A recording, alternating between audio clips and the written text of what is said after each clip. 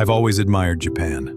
Its culture, its people, its discipline. But I constantly remind myself, not everything Japan does is right or worth following. In Japan, working long hours isn't just a habit.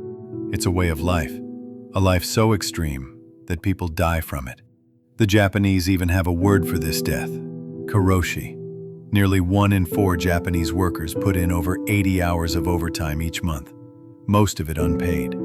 Salarymen, the corporate ants, are trained for absolute loyalty to their company, not just long hours at the office, but endless after-work drinking sessions, leaving no time for themselves. On paper, they have 20 vacation days per year, but in reality, most take fewer than 10. 63% even feel guilty for using their paid leave. Walk the streets of Tokyo at 2 or 3 a.m., and you'll still see men in suits, briefcases in hand, trudging home. Because in Japan, the company always comes before your life. The world believes Japan is highly productive, but according to the OECD, Japan has the lowest productivity among G7 nations. Overwork doesn't mean efficiency. It means exhaustion.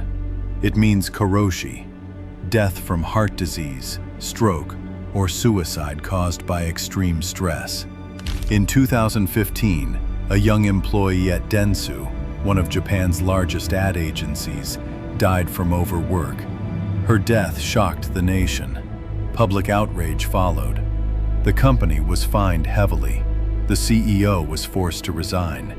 Yet, even after policy changes, the culture of sacrifice remained. Because in a society where leaving early is seen as shameful, who dares to be the first to walk out? The government tried to act. They launched Premium Friday, allowing workers to leave at 3 p.m. on the last Friday of each month. But the result? Almost nobody left. They just looked at each other, afraid to be the first to go. Because the cage wasn't made of steel. It was built inside their minds. What society teaches us as normal isn't always right. When schools, companies, and culture glorify sacrifice, we start to believe dying for work is honorable, that forgetting ourselves is somehow virtuous. But is it? Even in advanced nations like Japan, humans are not truly free. Hard work is not always the solution, and labor is not always glorious.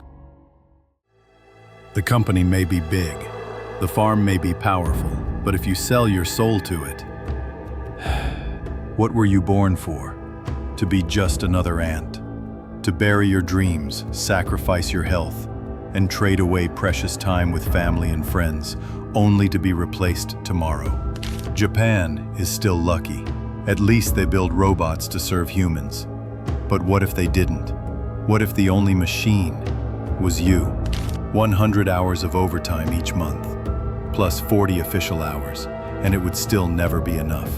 Karoshi would only rise, and humans would be crushed by the very system they serve. Don't waste your youth. Buy time, automate, or change paths.